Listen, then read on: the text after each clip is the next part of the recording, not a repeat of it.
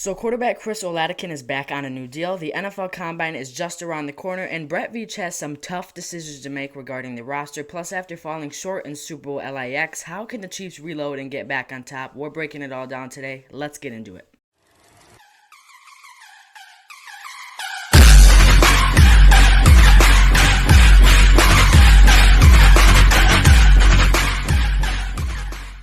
First up, let's talk about quarterback Chris Oladokun. The Chiefs have re-signed Oladokun to a reserve/futures deal for the 2025 season. The 27-year-old quarterback has been with the team for a few years now, playing a key role as the backup QB. Now let's talk about the 2025 NFL Combine. It kicks off on February 27th and runs through March 2nd at Lucas Oil Stadium in Indianapolis. This is where Chiefs scouts will get a closer look at the next wave of college talent. This is going to be important for the Chiefs to rock their draft. They need to ace their draft. Here's the schedule. Day 1, defensive linemen and linebackers.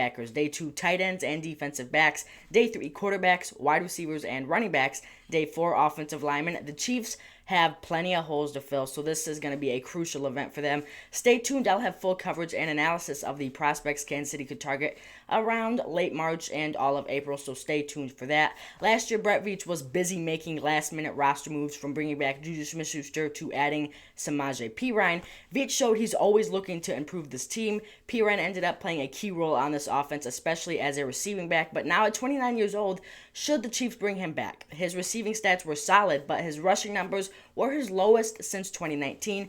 With Pacheco battling his injuries and recovery, the team needs a more explosive running back, a more explosive run game.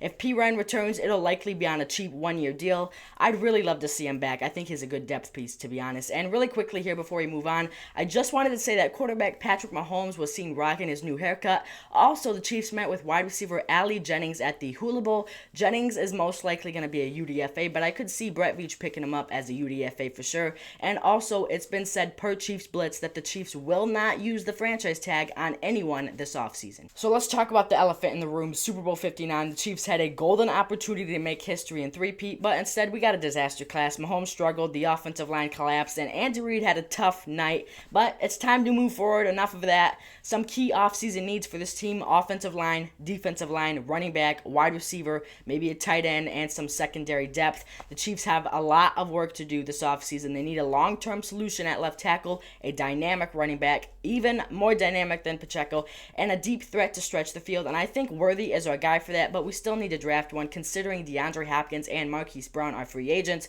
With limited cap space, Brett Veach will have to work some of his magic. Free agency in the draft will have to be aced. It's going to have to be aced. So Chiefs Kingdom, what do you think? Should the Chiefs bring back Samaje Perine? Who should they target in free agency and the NFL draft? Let me know in the comments. We'll see you tomorrow, and go Chiefs.